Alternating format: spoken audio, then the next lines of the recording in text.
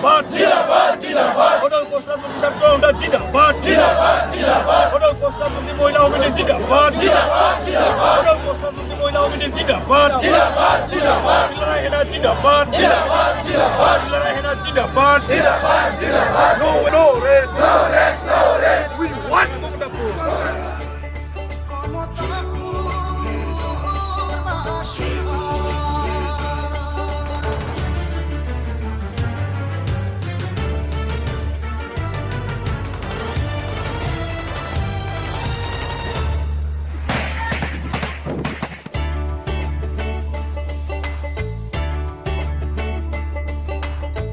শোনো জনগণ সগাই মিলি এক হন কোষ রাজা নরনারায়ণের বংশ যদি রাজবংশী বলি কন শোনো জনগণ সগাই মিলি এক হন কোষ রাজা নরনারায়ণের বংশ যদি রাজবংশী বলি কন শোনো কোষ রাজবংশী ভাই আমার বিশ্ব মহাবীর চিলারায় যায় বাসে আর আসে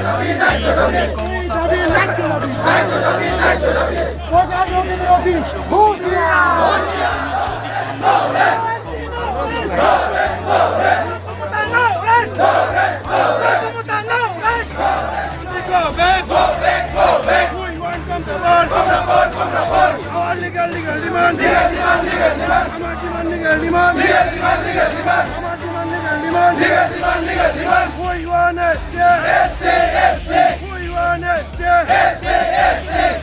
Komodapur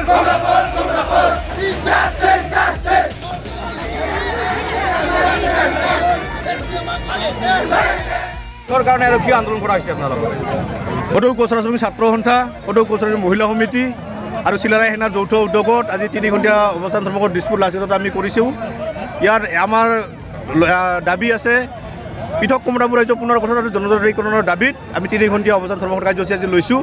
কাৰণ প্ৰতিখন চৰকাৰ আৰু প্ৰত্যেকটা ৰাজনৈতিক দলে যি আমাক কোষৰাজবংশী জনগোষ্ঠীক প্ৰতাৰণা কৰি আছে তাৰ পৰিপ্ৰেক্ষিতত আমি আকৌ ৰাজপথত ওলাই আহিব বাধ্য হৈছোঁ। কাৰণ প্ৰত্যেকখন চৰকাৰ আৰু প্ৰত্যেকটা ৰাজনৈতিক দলে যেতিয়াই চৰকাৰত নবহে তেতিয়া আমাক প্ৰতিশ্ৰুতি দিয়ে অতি কম সময়ৰ ভিতৰতে আপোনালোকৰ সমস্যাবিলাক সমাধান কৰিম, কিন্তু বাস্তৱ ক্ষেত্ৰত যেতিয়া চৰকাৰত আহে গাড়ী দখল কৰাৰ পিছতে কিন্তু কোছৰাজবংশী জনগোষ্ঠীৰ কথা পাহৰি যায়। তো সেইকাৰণতে আমি এইখন চৰকাৰক ধিক্কাৰ দিছোঁ। কাৰণ যেতিয়া নৰেন্দ্ৰ মোদী প্ৰধানমন্ত্ৰী হোৱা নাছিল তেতিয়া বঙাইগাঁৱত এখন গণসমাৱেশত তেওঁ আহি কৈছিল 6 মাহৰ ভিতৰত জনজাতিকৰণ কৰিব যদি বিজেপি চৰকাৰ আহে, কিন্তু আজি 2টা টাৰ্ম পাৰ হৈ যোৱাৰ শেষ হৈছে, কিন্তু বৰ্তমানলৈকে সিহঁতৰ কোনো বাস্তৱ পদক্ষেপ কোনো লোৱা দেখা পোৱা নগ'ল। তো সেইকাৰণে এইখন চৰকাৰক আমি ধিক্কাৰ দিছোঁ।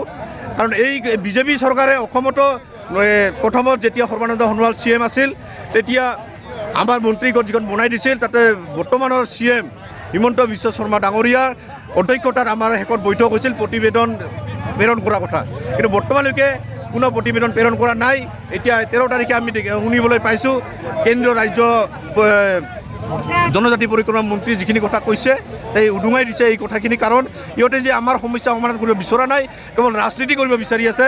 তো যাতে এইখন চৰকাৰক আজি আমি সকীয়াই দিছোঁ যাতে কোছৰাজবংশী জনগোষ্ঠীৰ লগত যাতে খেলা নেখেলে, এইটো আমি আজিকা সকীয়াই দিছোঁ।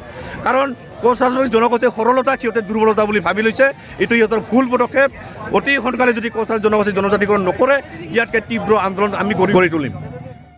আজি কোছৰাজবংশী জনগোষ্ঠীয়ে দীৰ্ঘদিনৰ পৰা দাবী কৰি আহিছে আমাৰ মানুহখিনিক জনজাতিকৰণ কৰিব লাগে, পৃথক কমতাপুৰ আলোচনাৰ ক্ষেত্ৰত সমাধান কৰিব লাগে, কিন্তু কোনো ধৰণৰ পজিটিভ দেখা নাই আমি। আৰু বিগত যি 2019 চনত যি মন্ত্ৰীগণ বনাই দিছিল বৰ্তমানৰ CM ডক্টৰ হিমন্ত বিশ্ব শৰ্মা তেওঁ নিজে অধ্যক্ষ আছিল। অধ্যক্ষই আমাৰ আক্ৰাচুৰ লগত আমাৰ বিভিন্ন সংস্কৃতিৰ ধৰ্মঘটৰ লগত বৈঠক কৰিছিল আৰু শেষ বৈঠকত নিজে কৈছিল যে যিখন প্ৰতিবেদন হ'ব এই প্ৰতিবেদন কেন্দ্ৰীয় চৰকাৰলৈ পঠাব, কিন্তু আজি একমাত্ৰ দূৰৰ কথা 7 মাহ পাৰ হ'ল কোনো ধৰণৰ প্ৰতিবেদন কেন্দ্ৰীয় চৰকাৰে নাপাঠালে। মানে প্ৰতিবেদনৰ নামত যি নাটক কৰি আছে, যি ৰাজনীতি কৰি আছে, আমাৰ স্পষ্ট কথা কোছৰাজবংশী মানুহখনক লৈ মানুহখনক লৈ ৰাজনীতি নকৰিব, অন্যথা কিন্তু ইয়াত কিন্তু আমি যিকোনো কাৰ্যসূচী লোৱাৰ কাৰণে বাধ্য হ'ম। প্ৰয়োজনত আমি ৰাজপথত আমি নিজে চুইচাইড কৰিম, মৰি যাম। কাৰণ আমাৰ যি অধিকাৰ আমি যদি নাপাওঁ আমি আৰু বাচি থাকিবলৈ অধিকাৰ নাই, আমি বাচি নাথাকিম। আৰু ইয়াৰ কাৰণে কিন্তু দায় একমাত্ৰ বিজেপি চৰকাৰৰ। আমার স্পষ্ট কথা কোচরাজবংশী মানুষগুলির লগত কোনো ধরনের রাজনীতি নকরব, কোনো ধরনের সরল মানুষগুলির যাতে কোনো ধরনের, কারণ রাজনীতির একটা সীমা থাকে, রাজনীতির একটা সীমা থাকে। আমি ইতিমধ্যে সীমাটো আমার পার হয়ে গেছে। আমি বহুত আশাবাদী আছো যে বিজেপি সরকার কারণে যেহেতু কেএসি দিছিল, যদিও আমি কেএসি ভিতরে নাছিল, কেএসি দিছিল, কিন্তু আমি ভাবিছিলাম যে বিজেপি সরকার কারণে নিশ্চয় হয়তো কোচরাজবংশী মানুষগুলির হয়তো সমস্যা সমাধান করব, কিন্তু টোটালি বাস্তবত আমি পরিলক্ষিত হওয়া নাই। তো আপোনালোকৰ মাধ্যমৰ যোগেদি আজি আমি অৱস্থান ধৰ্মঘটৰ যোগেদি আমি স্পষ্ট কৰিব বিচাৰিছোঁ যে একচুৱেলি বিজেপি চৰকাৰে, অসম চৰকাৰে কোচৰাজবংশী মানুহসকলৰ যি সমস্যা, যি অধিকাৰ, যি আমাৰ জনজাতিকৰণৰ যি সমস্যা সমাধান কৰিবলৈ নাই। যদি নকৰে স্পষ্ট কৰক, অন্যথা কিন্তু ইয়াত কোনো আসামি জ্বলি যাব। ইয়াৰ কাৰণে দায়ী বিজেপি চৰকাৰ, অসমৰ মুখ্যমন্ত্ৰী হিমন্ত বিশ্ব শৰ্মা আৰু বৰ্তমান ভাৰতৰ প্ৰধানমন্ত্ৰী। আমাৰ স্পষ্ট কথা, কোচৰাজবংশী মানুহখিনিৰ সমস্যা অতি সোনকালে সমাধান কৰক, অন্যথা কিন্তু ইয়াত কিন্তু ভিৰ Mukhyamatri, go back, go back, go back. Who you want come to board? Come to board, come to board. Our legal demand. Legal demand, legal demand. Our demand, legal demand. Legal demand, legal demand. Our demand, legal demand. Legal demand, legal demand. Who you want to stay? Stay, stay. Who you want to stay? Stay, stay. Who you want come to board? Come to board.